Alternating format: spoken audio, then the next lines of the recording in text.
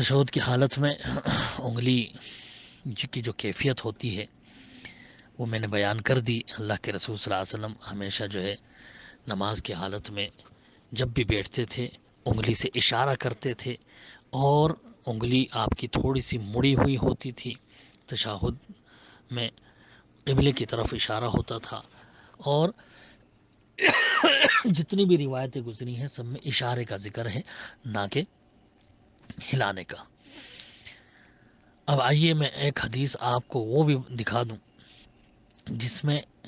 حرکت دینے کا ذکر ہے۔ یہ روایت جو ہے سنن نسائی اور صحیح ابن خزیمہ اور سنن بیہقی الکبریٰ وغیرہ کے اندر یہ روایت ہے حضرت وائل بن حجر رضی اللہ عنہ سے۔ بلکہ میں سمجھتا ہوں اس سے پہلے میں آپ کو وہ روایت دکھا دوں جس میں وضاحت ہے کہ اللہ کے رسول صلی اللہ علیہ وسلم صرف اشارہ کر رہے تھے اور ہلا نہیں رہے تھے۔ یہ روایت ابو داؤد میں بھی ہے، سنن نسائی میں بھی ہے، سنن دارمی میں، مصنف عبد الرزاق کے اندر، سنن کبریٰ البیہقی میں، مستخرج ابو عوانہ وغیرہ میں یہ روایت ہے کہ حضرت عبداللہ بن زبیر رضی اللہ عنہ کہتے ہیں عن عبداللہ بن زبیر انہ ذکر ان النبی صلی اللہ علیہ وسلم کان یشیر باصبعہ اذا دعا ولا یحرکها، کہ اللہ کے رسول صلی اللہ علیہ وسلم جب دعائیں کرتے قاعدے میں بیٹھ کر کے تو شہادت کی انگلی سے اشارہ کرتے تھے، لیکن اس کو ہلاتے نہیں تھے۔ ولا یحرکها، آپ اس کو ہلایا نہیں کرتے تھے۔ دیکھیے سنن ابو داؤد کے اندر کتاب الصلاۃ کے اندر باب الاشارۃ فی التشہد، تشہد میں اشارہ کرنا، یہ باب بن کر کے 991 نمبر حدیث میں امام ابو داؤد یہ روایت لائے ہیں۔ سنن نسائی میں بھی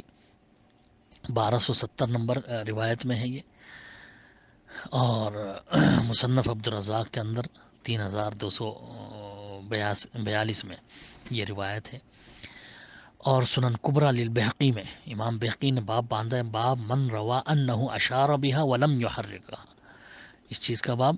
کہ بھئی یہ بھی ایک روایت ہے کہ اشارہ کیا اللہ کے رسول صلی اللہ علیہ وسلم اور اس کو ہلایا نہیں، نہ ہلانے کا، انگلی کو نہ ہلانے کا جو ہے ذکر جس روایت میں، یہ حدیث نمبر 2897 میں یہ روایت موجود ہے، دارمی میں 1344 میں ہے، اور اسی طرح مستخرج ابو عوانہ کے اندر، یہ بھی بہت بڑے امام ابو عوانہ بہت بڑے محدث گزرے ہیں، محدثین سیاستہ کے دور کے ہی ہیں، انہوں نے بھی اپنے مستخرج میں جو صحیح مسلم کی کے استخراج میں انہوں نے لکھی ہے، یعنی صحیح مسلم میں جو روایتیں ہیں وہی روایتیں الگ اپنی سند کے ساتھ یہ انہوں نے یہاں بیان کی ہیں۔ بیان الاشارۃ بالسبابۃ الی القبلۃ ورم البصر الیہا وترک تحریکها بالاشارہ، باب کیا باندھا ہے امام ابو عوانہ نے کہ باب ہے اس چیز کا کہ سبابہ سے شہادت کی انگلی سے اشارہ کرنا قبلے کی طرف اور نظر اسی کی طرف رکھنا، اور وترک تحریکها بالاشارہ، اشارہ کرتے ہوئے حرکت کو ترک کر دینا، یعنی حرکت نہیں دینا۔ یہ باب باندھ کر کے پھر اس روایت کو لائے، عبداللہ بن زبیر والی روایت کو، حدیث نمبر 1596 کے اندر۔ ابو داؤد کی اس حدیث کو علامہ زبیر حسن علی زئی نے جو ہے حسن بھی قرار دیا ہے باقاعدہ، علامہ نووی رحمۃ اللہ علیہ نے اس کو صحیح قرار دیا ہے، اور بھی بہت سارے محدثین نے اس کو صحیح قرار دیا ہے۔ اور پھر امام ابو داؤد رحمۃ اللہ علیہ نے صرف یہی روایت نہیں، اس کے بعد پھر ایک اور روایت پیش کری جس سے اس کو اور تقویت دی اس روایت کو، اس کے بعد دوسری روایت لائے ہیں اس روایت کو مضبوط کرتے ہوئے کہ قال ابن جریج وزاد عمرو بن دینار قال اخبرني عامر عن ابيه انه راى النبي صلى الله عليه وسلم يدعو كذلك ويتحامل النبي صلى الله عليه وسلم بيده اليسرى على فخذه اليسرى، یعنی ابن جریج نے کہا کہ عمرو بن دینار نے اتنا زیادہ کیا کہ مجھے خبر دی عامر بن عبداللہ بن زبیر نے، کہ عبداللہ بن زبیر نے بیان کیا کہ انہوں نے نبی صلی اللہ علیہ وسلم کو دیکھا آپ اسی طرح دعا کر رہے تھے، یعنی انگلی کو حرکت دیے بغیر، اور بایاں ہاتھ بائیں پاؤں یعنی گھٹنے پر مضبوطی سے رکھتے تھے۔ شعیب الارناؤوت نے ابو داؤد کی تخریج میں اس روایت کو صحیح کہا، اور ساتھ ہی انہوں نے جو ہے وضاحت بھی کری کہ روایت صحیح ہے، اور محدثین نے اس پر جو ہے حرکت نہ کرنے کا باب بھی باندھا ہے۔ امام ابو عوانہ رحمۃ اللہ علیہ جو ہیں، جنہوں نے باب واضح طور پر باب باندھ کر کے یہ بات سمجھائی ہے کہ اشارہ کیا جائے گا، حرکت نہیں کی جائے گی، یعنی مسلسل شروع سے آخر تک برابر حرکت نہیں کرتے رہیں گے. یہ 206 ہجری کے محدث ہیں، شروع دور کے محدثین میں سے. 206 ہجری میں ان کی پیدائش ہے، 300 ہجری میں ان کا انتقال ہوا. یعنی وہی سیاہ سدہ کے محدثین کا جو دور تھا، امام بخاری، امام مسلم وغیرہ کا، اسی دور کے ہیں. اور مستخرج اصل میں کہتے ہیں اس حدیث کی کتاب کو جس میں کسی حدیث کی مشہور کتاب کی روایتیں اپنی سند سے وہ لے کر کے آئے ہیں. تو امام مسلم رحمۃ اللہ علیہ کے پر جو ہے انہوں نے مستخرج لکھی ہے. یہ اسی کی تشریح و تفسیر ہے ابن زبیر والی روایت کی، جس میں لا یحرکھا کے الفاظ ہیں. یہ سمجھ لیں کہ امام ابو عوانہ رحمۃ اللہ علیہ نے جو ہے، جو صحیح مسلم میں عبداللہ بن زبیر کی روایت ہے، بھلے اس میں ولم یحرکھا یا لا یحرکھا کے الفاظ نہیں ہیں، لیکن گویا انہوں نے یہ بتایا ہے کہ میں نے جو اپنے استاد سے پڑھا ہے دوسری سند سے، جو اس روایت کو میں لا رہا ہوں، یہ بھی صحیح مسلم ہی کی شرط پر ہے، لیکن اس میں یہ الفاظ ہیں کہ اللہ کے رسول صلی اللہ علیہ وسلم اشارہ نہیں کر رہے تھے.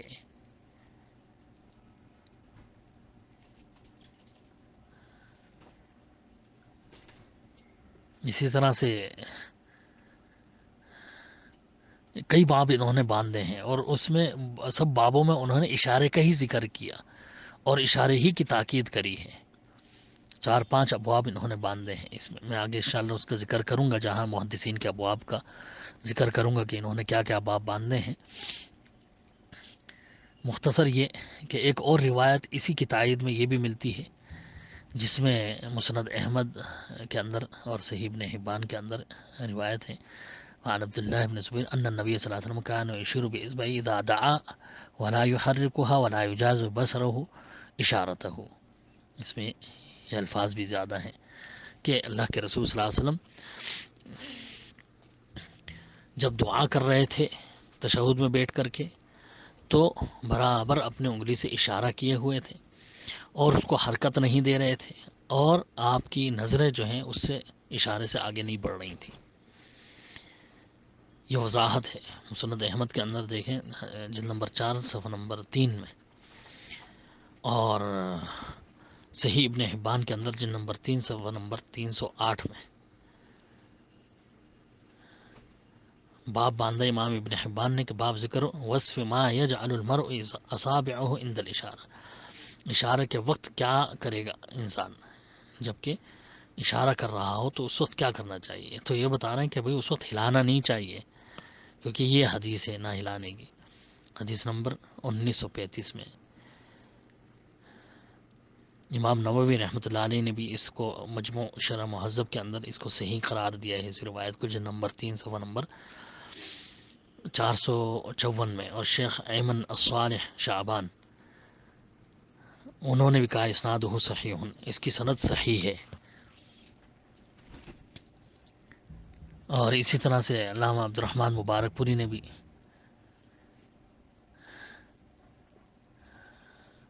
جامع ترمذی کی شرح میں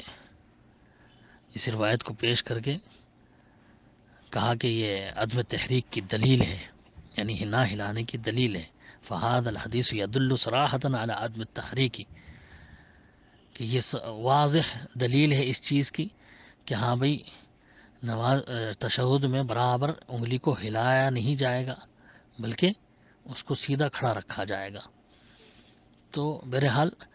اس روایت کو علماء اسلام نے صحیح بھی قرار دیا ہے، اور اس کی وضاحت بھی یہ کی ہے کہ ہاں بھی تشہد کی حالت میں اللہ کے رسول صلی اللہ علیہ وسلم ہلا نہیں رہے تھے. یہ حضرت عبداللہ بن زبیر رضی اللہ عنہ نے دیکھا، اور اس کی تائید میں حضرت عبداللہ بن عمر رضی اللہ عنہ کا عمل بھی ملتا ہے وضاحت کے ساتھ، جیسا کہ ابن حبان نے اپنی الثقات ابن حبان کے اندر جلد نمبر 7 صفحہ نمبر 448 میں، اور امام دار قطنی نے العلل کے اندر 2899 میں روایت کیا ہے، اور محققین نے اس کی سند کو حسن قرار دیا ہے. اس میں وضاحت ہے کہ انہو کان یضع یدہ الیمنی علی رکبتہ الیمنی ویدہ الیسری علی رکبتہ الیسری ویشیر باصبعہ ولا یحرکها ویقول انہا مذبۃ الشیطان ویقول کان رسول اللہ صلی اللہ علیہ وسلم یفعلہ، یعنی حضرت عبداللہ بن عمر رضی اللہ عنہ اسی طرح سے کیا کرتے تھے، سیدھے ہاتھ کو سیدھے گھٹنے پر، الٹے ہاتھ کو الٹے گھٹنے پر، اور سیدھے ہاتھ کی شہادت کی انگلی سے اشارہ کرتے تھے، ولا یحرکها، اور اس کو حرکت نہیں دیتے تھے، اور پھر بتایا کرتے تھے کہ یہ شیطان کو بھگا دینے والا عمل ہے، اور بتاتے ویقول کان رسول اللہ صلی اللہ علیہ وسلم یفعلہ، کہ اللہ کے رسول صلی اللہ علیہ وسلم بھی اسی طرح سے کیا کرتے تھے۔ تو یہ دوسری ایک روایت مل گئی حضرت عبداللہ بن عمر رضی اللہ عنہ کا عمل، جو تائید کر رہا ہے اس حضرت عبداللہ بن زبیر رضی اللہ عنہ والے حدیث کی۔ اسی طرح حضرت نافع تابعی بیان کرتے ہیں کہ کان ابن عمر اذا صلى وضع یدیہ علی رکبتیہ وقال اصبعہ السبابہ یمدها یشیر بها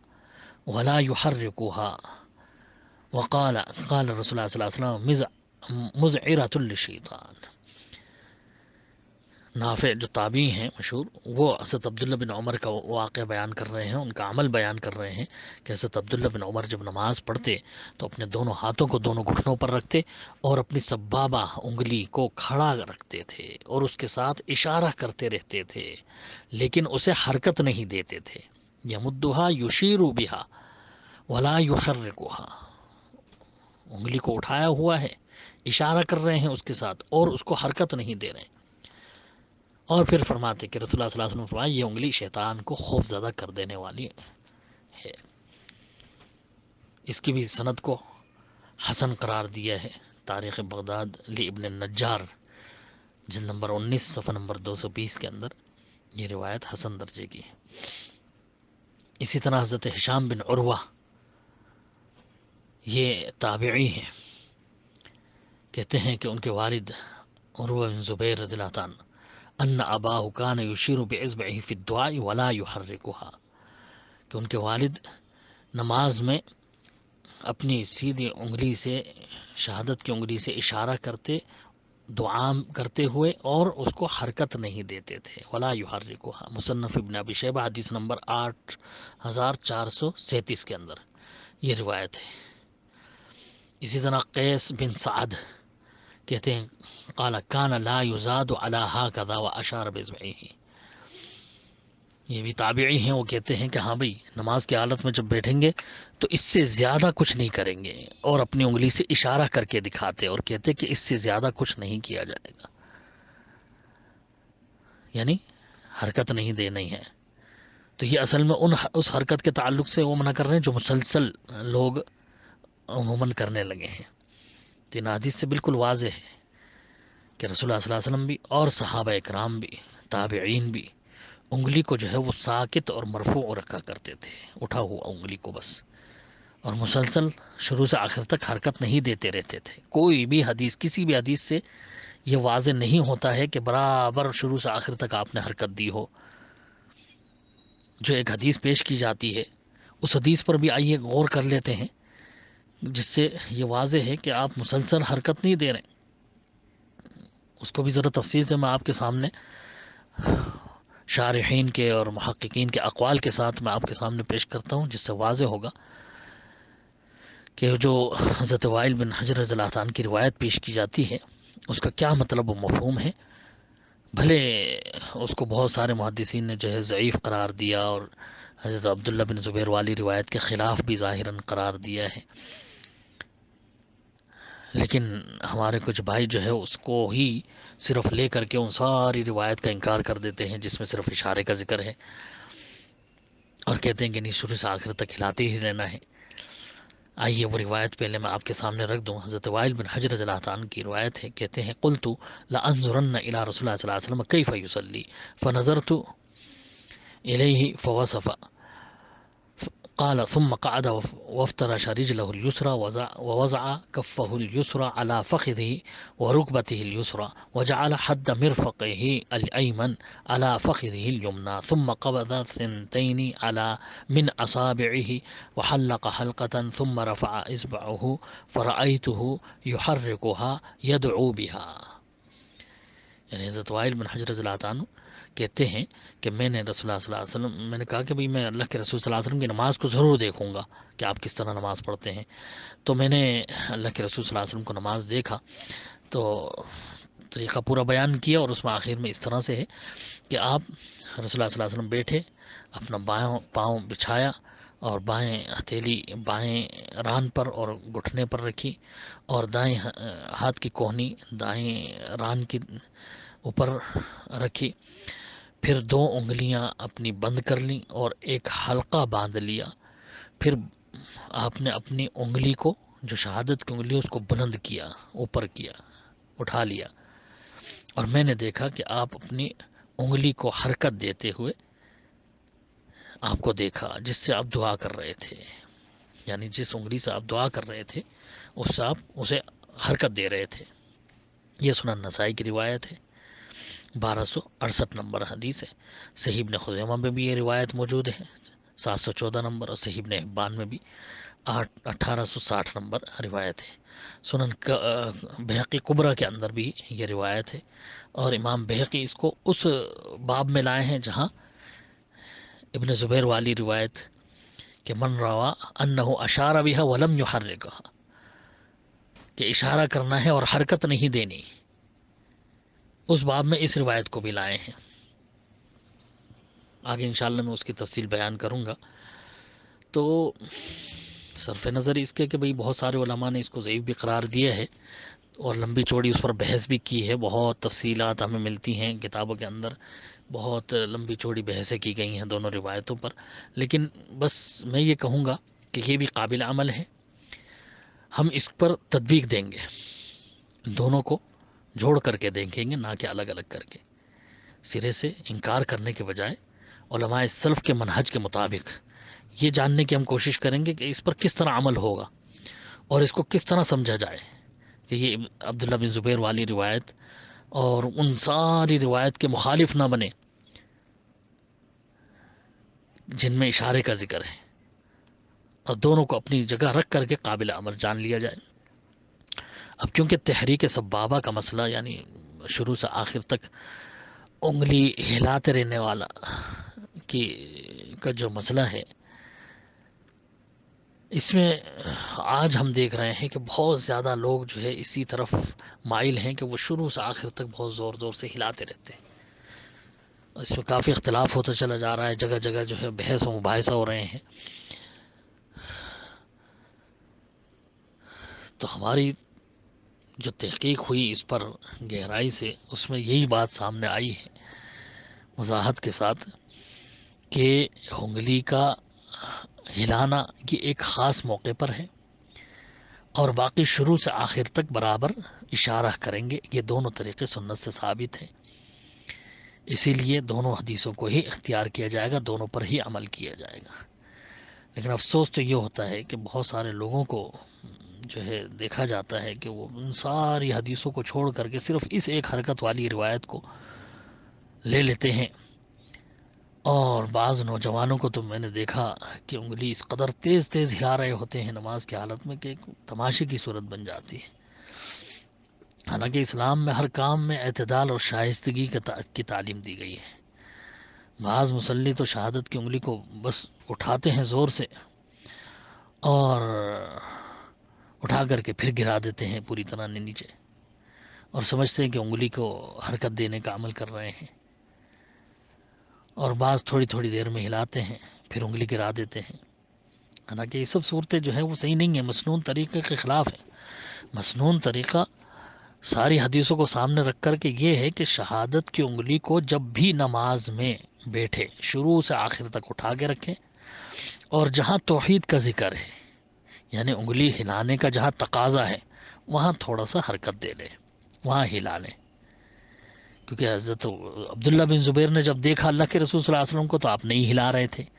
حضرت وائل بن حجر رضی اللہ عنہ نے جب دیکھا تو آپ ہلا رہے تھے. تو دونوں حدیثوں سے یہ واضح ہو رہا ہے کہ جب انہوں نے دیکھا اس وقت اللہ کے رسول نہیں ہلا رہے تھے، اور جب وائل بن حجر نے دیکھا اس وقت ہلا رہے تھے. تو کسی ایک خاص موقع پر اللہ کے رسول صلی اللہ علیہ وسلم نے یہ ہلائی ہے. اب وہ خاص موقع کون سا ہے اس پر جب ہم غور کرتے ہیں تو کیونکہ ہلانے کا تقاضا کہاں ہوتا ہے؟ جب ہم شہادت دے رہے ہوں، اللہ رب العالمین کی توحید کی گواہی دے رہے ہیں، جیسا کہ میں پیچھے بتا چکا ہوں کہ اصل مقصد انگلی کے اٹھانے کا کیا تھا؟ توحید کی وحدانیت کی گواہی دینا، توحید کو واضح کرنا، اس کا اقرار کرنا اپنی اعضاء سے بھی، تو اس جگہ ہلا کر کے اس کی تائید کر دی جائے.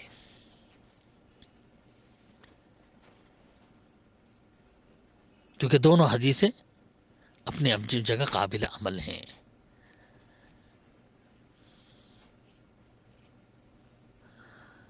آج جو بہت ساری نئی نئی تحقیقیں ہم دیکھ رہے ہیں، لوگ کر رہے ہیں،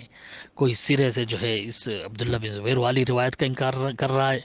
کوئی سرے سے وائل بن حجر والی روایت کا انکار کر رہا ہے، کوئی اس کو شاذ قرار دے رہا ہے، کوئی اس کو شاذ قرار دے رہا ہے. تطبیق دینے کے جو طریقہ ہے، جو سلف کا منہج ہے، اس کی طرف توجہ نہیں لوگوں کی، انکار کرنے پر ہی زیادہ توجہ ہے. ہونا یہ چاہیے تھا کہ سلف کے منہج کے مطابق دونوں میں تطبیق دے کر دونوں کو سمجھا دیا جاتا، جیسے کہ امام بہقی نے امام نووی میں، امام شوکانی، علامہ طیبی، علامہ امیر یمانی صنعانی نے سبل السلام وغیرہ میں سمجھا دیا ہے.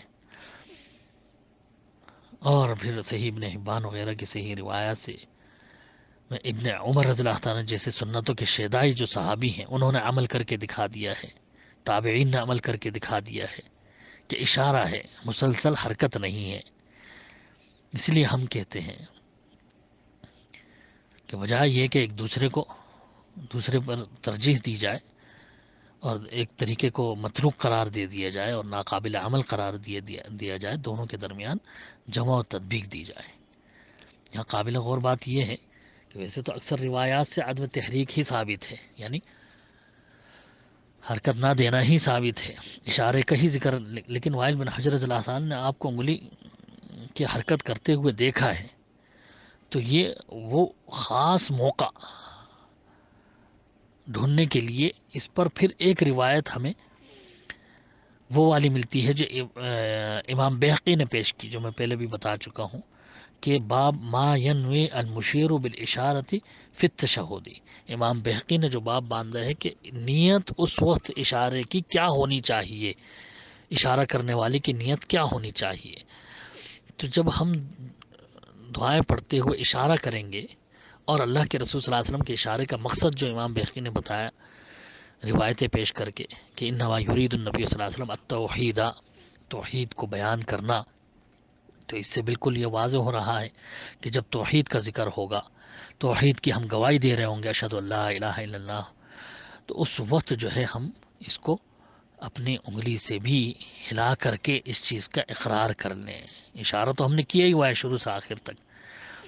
اب ایسے موقع پر، خاص موقع پر، کیونکہ وائل بن حجر نے آپ کو ہلاتے ہوئے دیکھا ہے، تو وہ موقع یہی ہوگا یقیناً، جیسا کہ خود امام بہقی نے اس کی طرف اشارہ کر دیا ہے اور تدبیر بھی دی ہے، جیسا کہ آگے میں انشاءاللہ اس کا ذکر کروں گا کہ دونوں حدیثوں میں امام بہقی نے کس الفاظ کے ساتھ تدبیر دی ہے. تو جب مقام توحید پر پہنچے تو زبان سے توحید کا اقرار کے ساتھ انگلی سے بھی تھوڑا سا ہلا کر کے اس کی تائید کر لی جائے. اس طرح دونوں حدیثوں میں جمع و تطبیق ہو جائے گی، کسی بھی حدیث کا انکار نہیں ہوگا، دونوں حدیثوں کے درمیان تعارض ختم ہو جائے گا. اور پھر جب ہم دیکھتے ہیں کہ محدثین کرام نے جو باب باندھے ہیں ان سے بھی جو ہے یہی چیز واضح ہو رہی ہے. جیسے کہ آپ دیکھیں گے، سب سے پہلے یہ سمجھنا کہ اشارہ جو ہے وہ ایک الگ چیز ہے اور حرکت دینا یہ الگ چیز ہے. اشارہ کہتے ہیں کسی کی طرف اشارہ کرنا، حرکت دینے کو اشارہ نہیں کہا جاتا. اشارہ کرنا انگلی کے ساتھ یہ ایک الگ عمل ہے اور حرکت دینا یہ ایک الگ عمل ہے. حدیثوں میں جو ہے ہمیں اشارہ کے لفظ ملتے ہیں زیادہ تر روایتوں میں کہ اللہ کے رسول صلی اللہ علیہ وسلم جب بیٹھے تو آپ نے انگلی سے اشارہ کیا. تو جہاں جہاں اشارے کا لفظ ہے اس سے اشارہ ہی مراد ہوگا، حرکت مراد نہیں ہوگی، جس طرح آج بہت سارے ہمارے بھائیوں نے تعویلیں کر دی ہیں. سلف کے عمل سے یہی چیز ثابت ہے، اشارہ ہی ہے. امام ترمذی رحمۃ اللہ علیہ کا باب دیکھیں، انہوں نے باب کیا باندھا، باب ما جاء فی الاشارۃ، اشارہ کرنے کا باب. نماز میں۔ پھر حضرت عبداللہ بن عمر رضی اللہ عنہ کی روایت لائیں کہ ان نبی صلی اللہ علیہ وسلم کان اذا جلس فی الصلاة وضع يده اليمنى على ركبته ورفع اصبعه التي تلی الابهام يدعو بها، کہ حضرت عبداللہ بن عمر کہتے ہیں اللہ کے رسول صلی اللہ علیہ وسلم جب نماز میں بیٹھتے تھے تو اس طرح بیٹھتے تھے کہ سیدھا ہاتھ سیدھے ران پر، الٹا ہاتھ الٹے ران پر، اور اپنے انگوٹھے کے برابر والی انگلی کو کھڑا کرتے تھے، یدعو بہا، اور اس سے دعا کرتے تھے۔ تو یہاں امام ترمذی نے روایت کون سی لائی ہے؟ اشارے کا لفظ نہیں ہے روایت میں کیا لفظ ہے؟ ورفع اصبعہ، اپنی انگلی کو کھڑا کر دیا، اور باب لائے ہیں اشارے کا،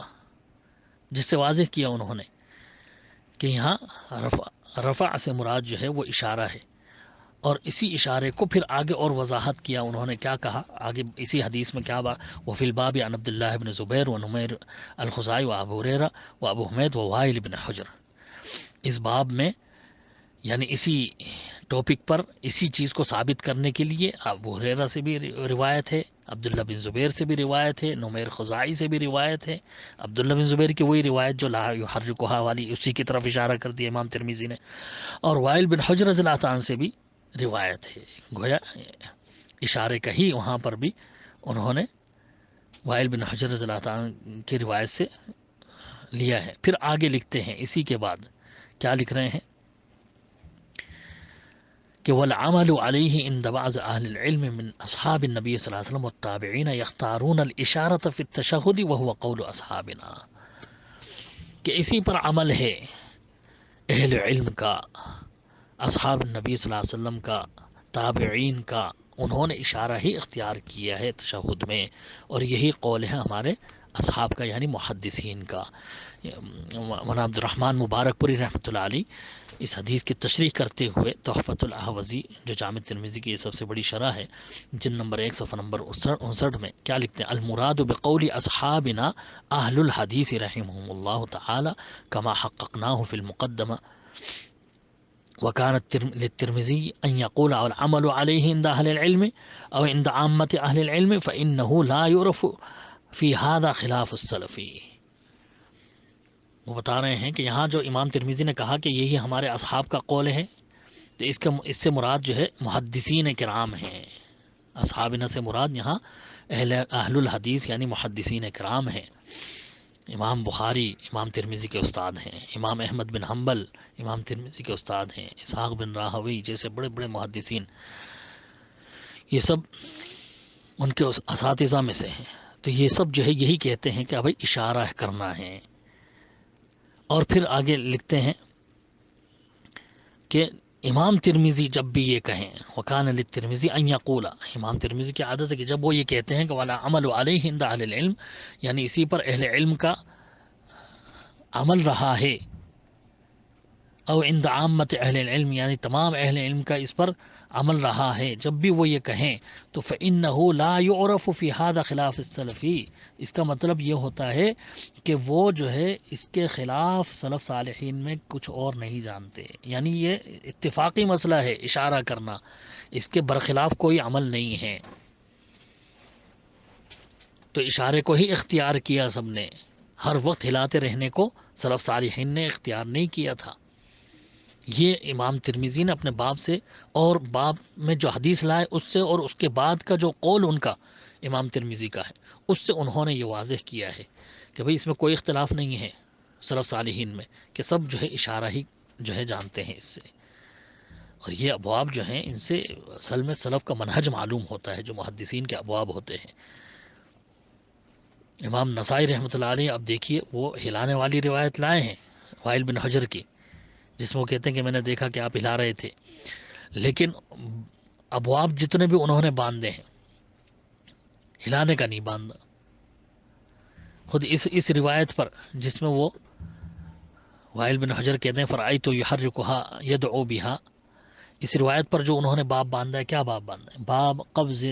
ثنتین من اصابع الید الیمنی وعقد الوسطی والابہام منہا، کہ دو انگلیوں کا قبض کرنا، ان کو موڑ لینا، سیدھے ہاتھ کی 2 انگلیوں کا اور بیچ کی انگلی اور انگوٹھے کو ملا کر حلقہ بنا لینا، اس کا باب باندھ رہے ہیں وہ، حرکت کا باب نہیں باندھ رہے اس حدیث پر۔